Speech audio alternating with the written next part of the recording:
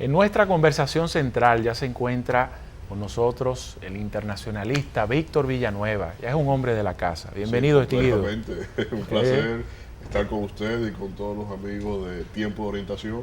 El placer es nuestro. La verdad que siempre es una delicia, ¿no? Poder contar con el expertise y digamos que la sabiduría también jamás. de Víctor Villanueva. Uno aspira a eso, es un ejercicio en construcción permanente. Eso implica disciplina y trabajo. Y de eso se trata. Ese mismo. Estábamos inclusive en la pausa, Julio Ernesto y yo, conversando cuál pudiera ser el tema más relevante en materia internacional en estos momentos. Y llegamos a la conclusión de que sin lugar a dudas para la República Dominicana es el llamado a consulta de la embajadora de los Estados Unidos, que en menos de 48 horas de haber entregado credenciales al presidente de la República Dominicana ya había sido nuevamente llamada a capítulo por el gobierno de los Estados Unidos de América. Esto vinculado al inicio de relaciones diplomáticas formales con la República Popular China y el reconocimiento de esta como la única China, por decirlo en términos llanos. Víctor, ¿qué implicaciones pudiéramos nosotros empezar analizando sobre este caso para la República Dominicana y para el hemisferio, debido a que también los embajadores de Estados Unidos en Panamá y El Salvador, si no me falla la memoria, fueron también convocados? Sí, no, más que implicación interna, para mí es un llamamiento de los Estados Unidos a la atención en función a un socio estable que ellos tienen, que es Taiwán, y que es tenedor de mucha deuda, y sobre todo en materia de cooperación militar y compra y venta de equipos militares, que si entra en un umbral de desaparición por la fase del no tener reconocimiento adecuado a nivel internacional de otros países, que así lo reconozcan como un Estado independiente, este aliado sucumbirá. Y por lo tanto, el llamamiento y el movimiento totalmente sorpresivo que hace el Departamento de Estado de los Estados Unidos en función a la espiral que protagonizaron República Dominicana, El Salvador y Panamá de manera escalada, desconocer o reconocer a Taiwán, a China continental, y por vía consecuencia desconocer a Taiwán. Esto ellos lo que buscan es detener esa hemorragia.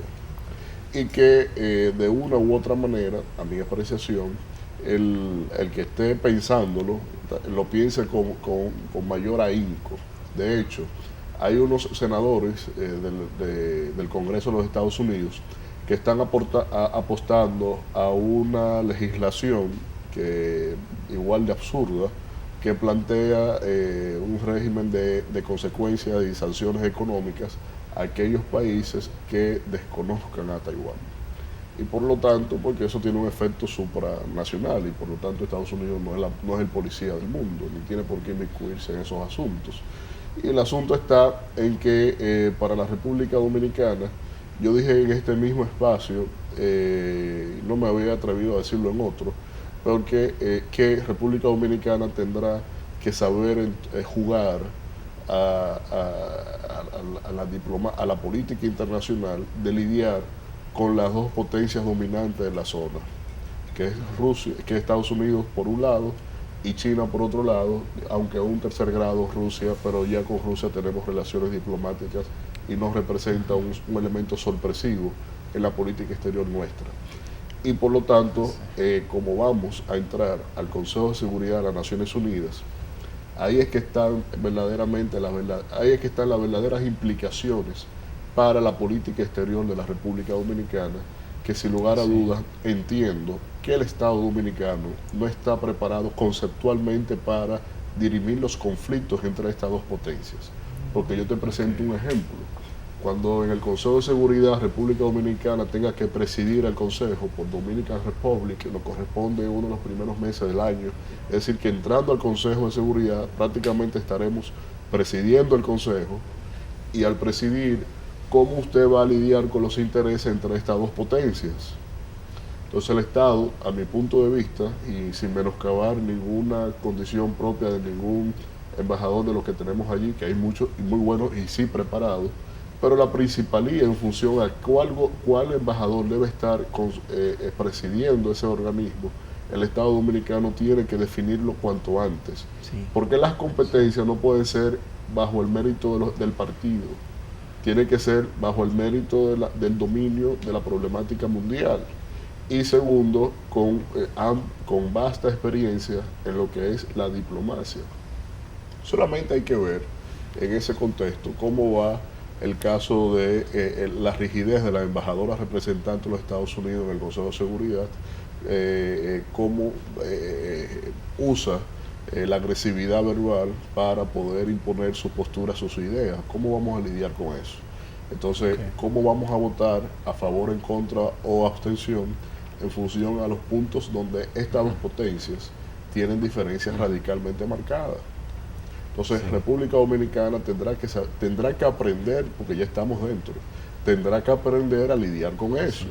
Y si no lo hacemos bien, entonces sí tendrá unas repercusiones que a nivel diplomático podrá implicar elementos de aislamiento para nuestro desempeño en el escenario internacional. Bueno, ya se conoce el anuncio de que el canciller chino estará visitando la República Dominicana los próximos días, lo expresado incluso por nuestro embajador en China, Briuni Garavito, es que las autoridades chinas, a su más alta expresión, quieren la visita del presidente de la República a esa nación. ¿No crees que la formalización de estas relaciones podría tener algún tipo de consecuencia a corto o largo plazo con los Estados Unidos desde el punto de vista comercial? Mira, hay que ver dos cosas. Con Estados Unidos siempre hemos tenido relaciones. Y Estados Unidos con China tiene relaciones desde 1975. Y con el caso de República Dominicana y China, nuestras relaciones siempre habían sido comerciales. De hecho, comparativamente, un flujo comercial extraordinario cuando lo comparamos con el caso de Taiwán per se. Y que era aliado nuestro, que era un país reconocido por nosotros. Entonces, partiendo desde ahí, si el Estado Dominicano no da señales de que el interés con China no es más que proteger la dinámica a nivel política, la dinámica comercial que existe entre ambos países, y que con Estados Unidos el elemento de las inversiones, el elemento de la ideología que se profesa, porque nos unimos desde 1945 con la Segunda Guerra Mundial para el establecimiento de las Naciones Unidas, desde ahí hay una correlación de la política exterior dominicana con los Estados Unidos. Si no sabemos diferenciar eso, sí tendrá entonces implicaciones. Quiero insistir en eso. ¿Cuáles? No sé.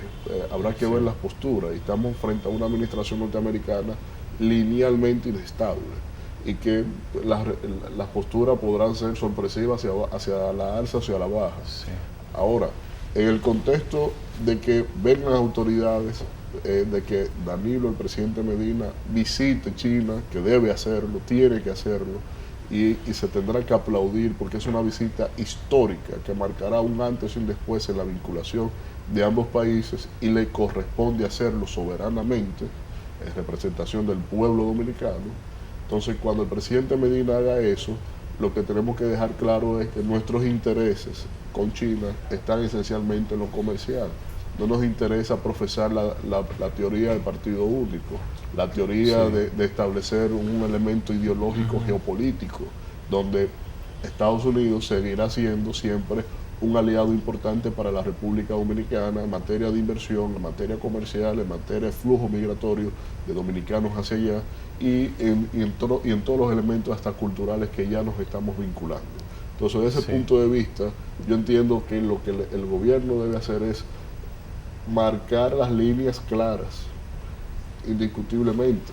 Estamos en ese proceso de definición de cuál es, en qué consiste un lado de la línea, en qué consiste el otro lado de la línea, pero tiene que ser ágil, porque con la decisión, si tal vez no lo midieron, el Estado Dominicano ha entrado en un debate de política internacional de alto nivel, que en el momento en que República Dominicana lo decide, ambos países, China y Estados Unidos, están en una vorágine totalmente agresiva en términos de sus relaciones, matizada por el orden comercial. Y ese es un punto de vista que debemos tener en cuenta. Y en ese mismo sentido, planteas un punto interesantísimo en cuanto a que debemos dejar bien sentado, sobre todo, y no por Estados Unidos per se, sino ante el orden occidental, de que los valores que defendemos siguen siendo la democracia, siguen siendo la libertad, siguen siendo estos valores representativos de lo que se conoce como la cultura tradicional occidental.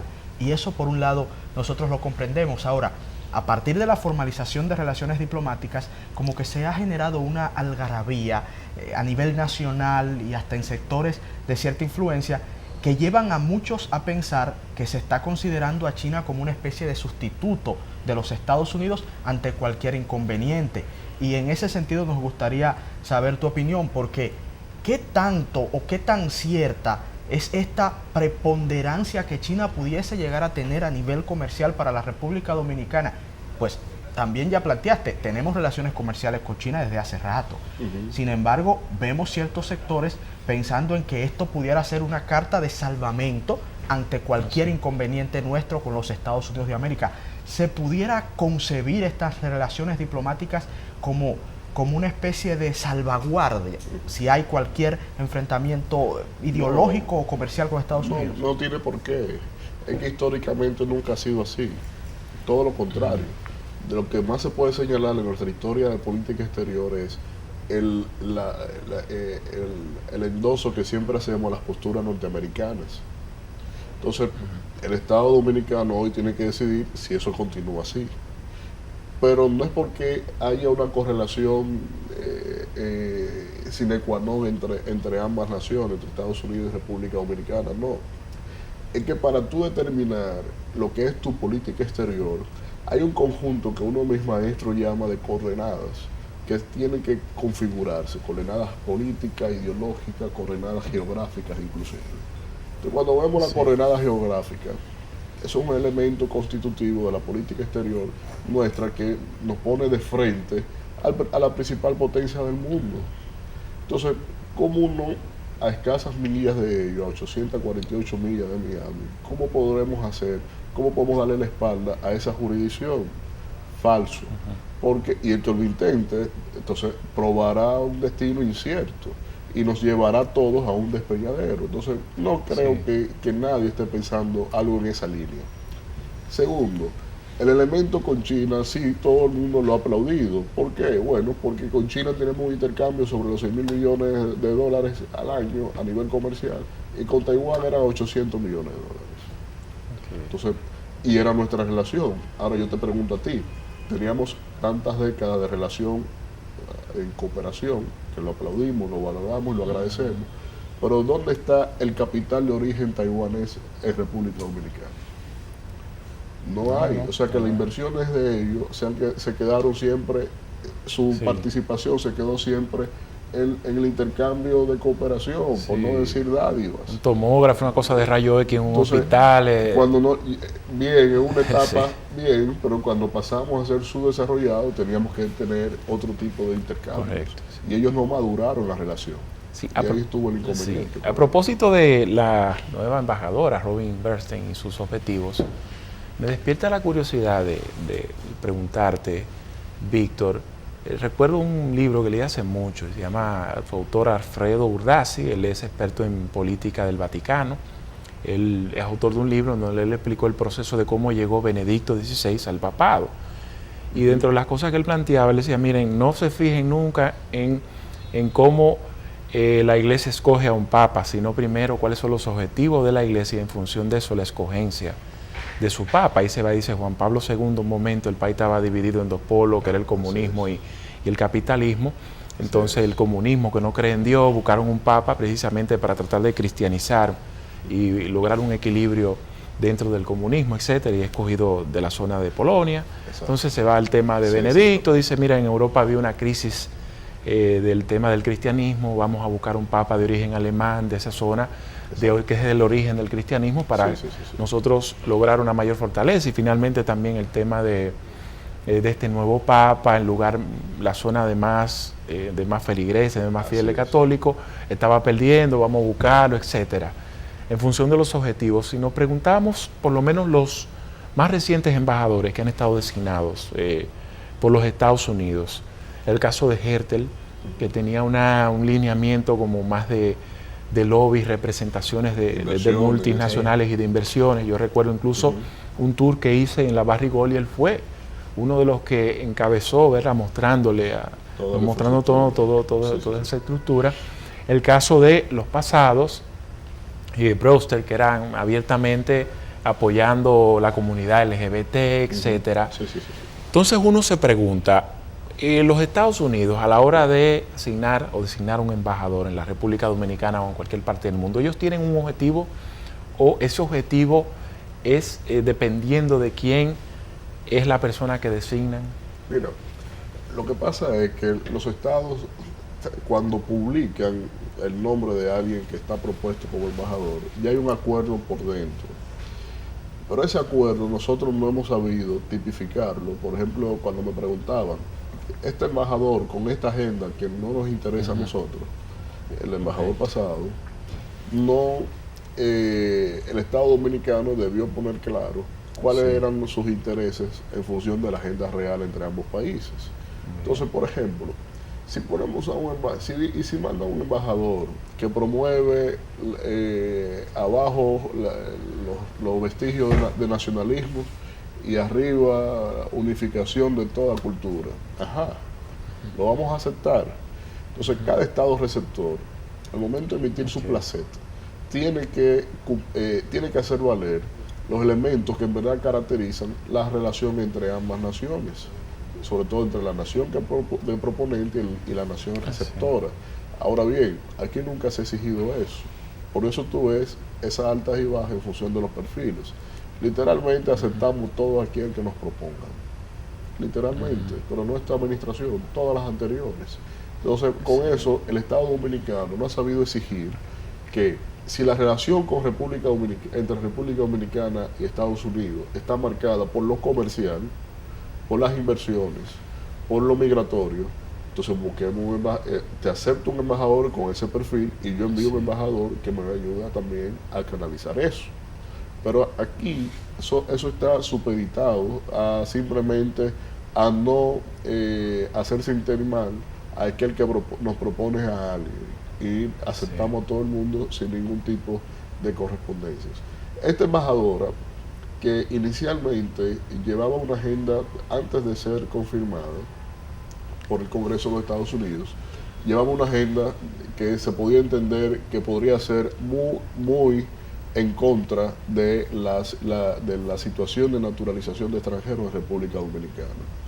Pero tanto en sus declaraciones en el Congreso como posteriormente en la visita que hace al embajador dominicano en Washington y a la visita y a sus primarias declaraciones, ella definió claramente cuáles eran sus objetivos. Y eso era anunciando, no es de lo que yo he hecho, es de lo que soy. Y de hecho le agrego un valor adicional. Como descendiente judía, agradezco y reconozco lo que hizo República Dominicana con el Estado judío en un momento de persecución. Entonces, desde ese punto de vista, el credo planteado por esta embajadora fue un credo que ha sido un credo totalmente aceptable en función a los intereses nuestros y a la agenda que tenemos como nación, que eso nos los tienen que respetar. Y eso es bueno que así acontezca. Víctor, con tu permiso y el permiso de la audiencia, vamos a unos contactos comerciales, unos breves contactos comerciales, y luego retornamos en este espacio para continuar con esta conversación.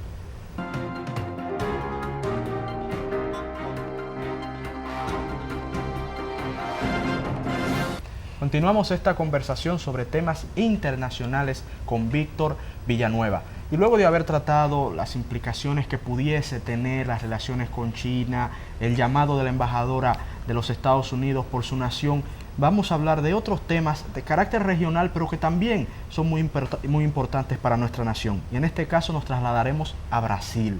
El expresidente Luis Ignacio Lula da Silva, que está en prisión, ha desistido de acudir a las elecciones como candidato del Partido de los Trabajadores, el PT de Brasil, y ha designado en su lugar a su candidato vicepresidencial, Fernando Haddad. Nos gustaría saber, desde tu perspectiva, Víctor, tu lectura sobre el proceso eleccionario brasileño, sobre el proceso electoral brasileño, y qué significaría, no tan solo para el PT, que Luis Ignacio Lula da Silva no pueda aspirar, sino también para el futuro de Brasil. Bueno, mira, no soy politólogo, pero tengo que respetar el umbral científico académico de los politólogos, pero en el contexto de lo que acaba de acontecer, no tan solo que Lula desistió, es que intentó por todas las vías judiciales y todas las instancias judiciales internas, le dijeron no puede presentarse. Y desde ese punto de vista, el PT y Lula jugaron a extender la decisión de la inscripción de los candidatos lo más posible para ver si tenían alguna suerte en lo judicial. Y esto ha llevado al siguiente panorama. El principal candidato, que es Lula da Silva en las encuestas, vetado judicialmente para participar, y ahora entonces tiene que endosar a quien le acompañaba como vicepresidente la candidatura plena y de representación del Partido de los Trabajadores a unas elecciones que le quedan menos de un mes, que es el 7 de octubre. Y por lo tanto, de aquí a allá tendremos que ver cómo Fernando Hassad puede hacer valer, hacerse acreedor de ese endoso de popularidad, porque una cosa es estar acompañando al líder y otra cosa es representar al líder.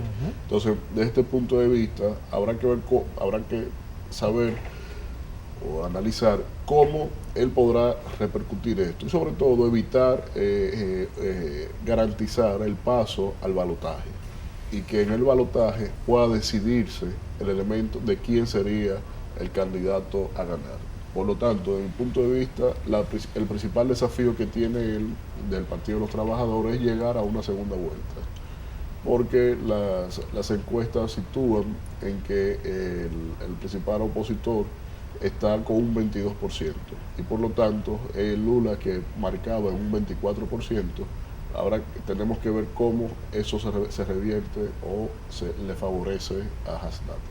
Ahora, el contexto está en lo geopolítico, que es mi jurisdicción. Tanto China como Rusia han estado jugando a todo a nada a que el Partido de los Trabajadores sea una opción nueva vez de poder. Y ahí veremos un ejercicio, sobre todo, si logra pasar el PT al balotaje, veremos entonces un juego geopolítico entre estas dos potencias contra los intereses norteamericanos en la región. Y traigo esto a colación porque la región ha estado viviendo momentos épicos en términos de la consecución de los partidos y los presidentes, los expresidentes en toda la región por el caso Odebrecht. Y desde ese punto de vista, que no hay duda de que es Estados Unidos que ha estado matizando esto, y es transparente, esto no es agenda oculta, porque como sabemos, Odebrecht es empresa pública que cotiza en la Bolsa de Valores, tiene la jurisdicción del fiscal de Nueva York para evitarse la sanción, tuvo que negociar y entrar en ese umbral para esto, y por lo tanto Estados Unidos está en el interés de que quienes instauraron ese dominio, ese predominio de esta empresa y de otras empresas en otras actividades como Embraer, no tengan ganancia de causa electoral y puedan continuar o rescatar el modelo que establecieron en contra, según los norteamericanos, en contra de sus intereses de inversiones y comerciales. En estos días el canal National Geographic Channel ha estado presentando un documental dedicado a Noriega, el general Noriega de Panamá, y va explicando incluso su vida, cómo surgió, cómo amansó la fortuna, lavó dinero, etcétera. Pero al mismo tiempo decía que eso se logró sobre la base de por lo menos de un apoyo de los Estados Unidos, o más bien no fue que Estados Unidos lo apoyó, sino que por lo menos se hizo de la vista gorda. Él era un aliado de los Estados Unidos. Pero llegó un momento que el hombre ya, por lo que la gente conoce, se le fue de las manos, y es el mismo Estados Unidos incluso que ya termina reventándole, apoderándose de Panamá por un tiempo. Y me surge la inquietud, finalmente, Víctor, por cosas que han estado pasando en toda la región, cosas que rara vez hemos visto, situaciones incluso de presidentes pedidos por capturas internacionales, la Interpol, presidentes ajusticiados, presos, persecuciones. Entonces, oye, me llega un momento que tú dices, puede que haya algo más allá de alguna situación particular que tenga de su país, de que incurrió en un acto ilícito y lo están persiguiendo, como están ocurriendo en varios países. Uno se pregunta, ¿hay algo raro, hay algo que va más allá? Mira, la lucha que tiene, la agenda que lleva Estados Unidos ahora mismo, cuando tú lo ves a nivel de ONG, es lucha contra la corrupción. Y desde ese punto de vista, estos escenarios, estos dramas, estos episodios que hemos estado viendo en función a esta figura de políticos, presidentes, senadores, ministros, etcétera, etcétera, está claramente matizado en eso. Y que es un instrumento irregular creado, difundido por la diplomacia norteamericana, el financiamiento de estas ONG, para precisamente hacer lo que la diplomacia formal no puede hacer y fomentar esto. Cuando tú me dices el tema relacionado a Noriega, no es tan solo con Noriega lo que pasó. Después pasó con Saddam Hussein. Luego pasó con Gaddafi, pasó con Hosni Mubarak. Con Bin Laden algo... Con Bin Laden era de la CIA, un agente de la CIA. Entonces, el tema es que ellos instauran... Dicen con Fidel y que algo, o no, o que Fidel se formó... Fidel pidió apoyo a los norteamericanos. Y al negársele, se fue inclusive con los rusos. Y por eso la relación que después desarrolló con Nikita Khrushchev. Pero el tema está en que los Estados Unidos siempre se focalizan en desarrollar dictadores para imponer su status quo. Cuando le dejan de ser útil, entonces ustedes se van. Obama, que quiso romper con esa tendencia, fomentó la primavera árabe para establecer regímenes democráticos. Porque él entendía, sobre todo el Premio Nobel de la Paz, que Estados Unidos, sus intereses no podían ser catalizados a través de dictaduras. Entonces, desde ese punto de vista, cuando cambia el interés ideológico, como lo hizo Obama, o cambia el interés geopolítico, como el caso de Noriega, aquí mismo con Trujillo, literalmente la potencia le da la espalda y así funciona, o así han funcionado, y por eso lo mejor que nos puede pasar es el fortalecimiento de nuestras instituciones que repudie ese tipo de prácticas y que no tenga que ver con la injerencia de ninguna u otra nación de manera directa o de manera indirecta a través de los mecanismos alternos que han utilizado en el uso de los intereses diplomáticos y políticos que tienen como tal. O sea que eso lo he visto de esa manera. Bueno, Víctor, muchísimas gracias. Se ha comentado, una última pregunta antes de... La ñapa. Sabemos que el tiempo, como decimos, es un tirano cruel que no acepta apelaciones, pero brevemente. Se comenta en República Dominicana en términos muy llanos, y lo hemos escuchado hasta de gente sencilla que le gusta hablar de política y eso con uno en las calles, de que los Estados Unidos de América tienen los ojos puestos en República Dominicana con el tema de Odebrecht. Escuchamos cómo esbozaste en la pregunta anterior en cuanto a los intereses regionales del gigante del norte y de cómo este elemento es preponderante y a considerar dentro de sus estrategias. Ahora bien, ¿se pudiera manifestar que la República Dominicana en algún momento pudiese verse vinculada, ya sea por interferencia estadounidense en este tema de corrupción o quizá por un desarrollo natural de nuestras instituciones, en este concierto de presidentes, expresidentes y figuras importantes que están siendo llamados por la justicia e inclusive encarcelados, como el caso del expresidente salvadoreño Elías Antonio Saca, que confesó él mismo haber, no digamos robado, haber malversado más de 300 millones de dólares, inclusive incluyendo a la República Dominicana dentro de este esquema de corrupción. ¿Cuál sería la lectura en este sentido? Qué ñapa, tenemos que empezar el programa otra vez, para un nuevo programa. Mira, en realidad, República Dominicana está en el histórico de lo que es Odebrecht. Y aquí, para mí, las repercusiones no han sido al nivel del involucramiento en la que tuvo Odebrecht en el país. Y por lo tanto, quedará como inconcluso, desde mi punto de vista, la consecución de esos objetivos norteamericanos en función al caso de Odebrecht. Y que eso implicará, sin lugar a dudas, un escenario en donde, cuando tú ves la región, todos los presidentes que surgieron fruto de las operaciones de Odebrecht ya habían salido del poder. y generalmente estaban ya partidos, eran opositores cuando salió el escándalo. Pero en el caso de República Dominicana no. Curiosamente, el partido que más profesó Odebrecht está gobernando. Y eso tiene unas implicaciones. Y por eso yo entiendo que el último cabo suelto de la Bajato para las potencias, que son potencias, porque no juegan al mandato de las próximas elecciones, sino al discurrir del tiempo, no lo van a dejar suelto. Y para mí eso tendrá algún elemento de persecución y de consecución de los intereses de ellos en función de esto. No lo van a dejar suelto. No lo van a dejar Como suelto. siempre, interesante, aprovechando esos conocimientos de Víctor Villanueva, de temas internacionales para nosotros y la teleaudiencia de Tiempo de Orientación. Es tiempo de irnos a un contacto de publicidad para retornar con los minutos finales de esta entrega de hoy. Retornamos en breve.